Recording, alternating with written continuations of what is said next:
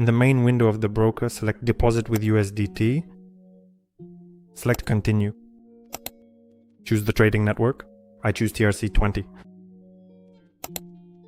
Here, a wallet address is generated below, which we need to specify when transferring cryptocurrency.